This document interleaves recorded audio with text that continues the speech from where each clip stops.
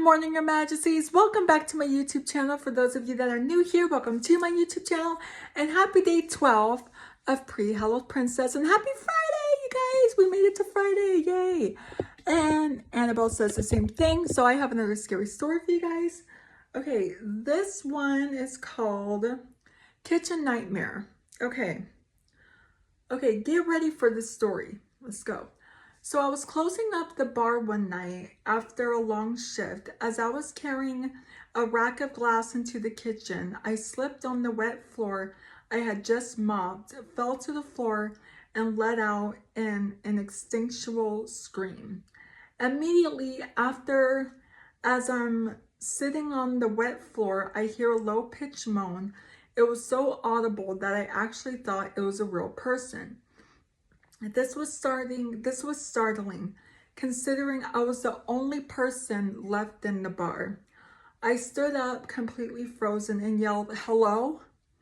Again, immediately, I hear the same low-pitched voice, except this time it was louder.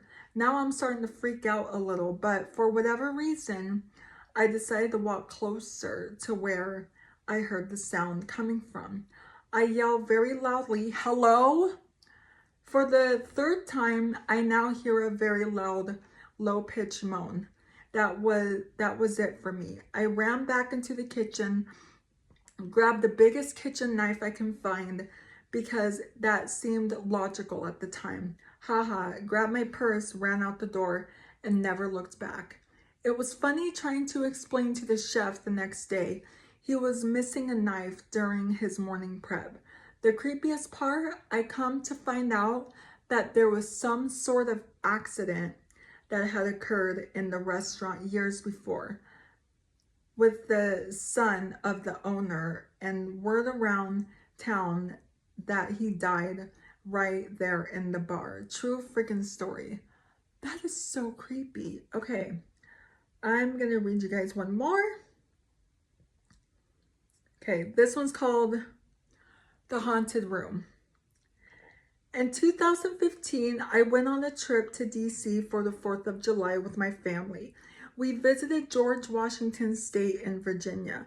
It was the middle of the day. It was the middle of the day, scorching hot, and there was absolutely no air conditioning in the house, aside from a few fans placed sparingly. I'm a huge history buff, so I was very excited about touring the house, and I knew a lot about George Washington and his state previously, so I knew that he had passed away in his room in 1979, but that was definitely not what I was thinking about when our tour guide led our group upstairs to go see said bedroom. His bedroom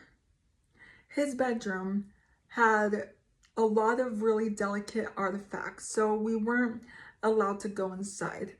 And there were little plastic barriers preventing us from doing so. But you could stick your head into the room and look around.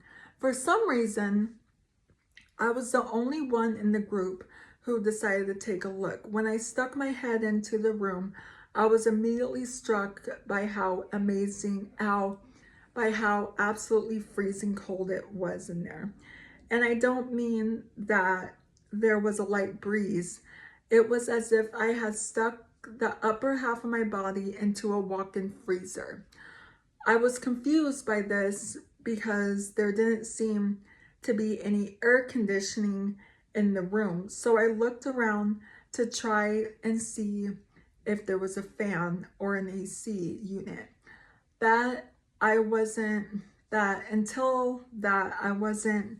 Until that, I just wasn't noticing, but I didn't see one. I decided to take my head out of the room and ask the tour guide, "Why is it so cold in there?" But then I realized that I couldn't move. I was paralyzed from the waist up. Every part of my body that was in the room was completely stuck in place. I struggled to pull myself out, but couldn't. I started to panic and tried to open my mouth to call for help, but when I opened my mouth, no sound came out. Oh, geez. All of a sudden, from the other side of the room, where there was a little piece of furniture, a mirror, and water basin, probably where Washington washed his face and shaved in the morning, I felt what I can describe as nothing other than a pair of eyes staring at me. Jeez. Almost like the sensation of someone staring at you while you sleep. I didn't see a figure or anything, but I felt this huge and intimidating presence walk towards me and stare me down.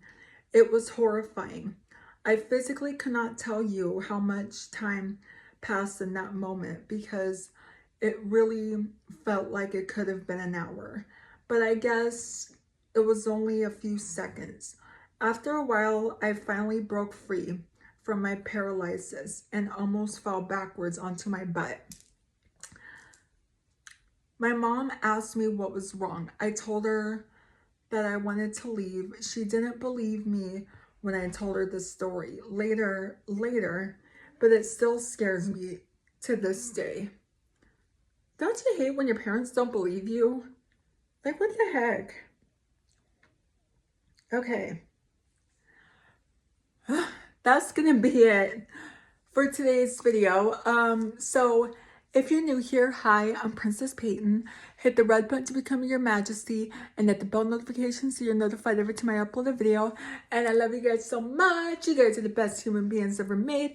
And you're the king of my heart and the song lyrics of Taylor Swift. And I'll see you guys in tomorrow's video. And Annabelle says she will too. Okay, love you guys. Bye. Mwah.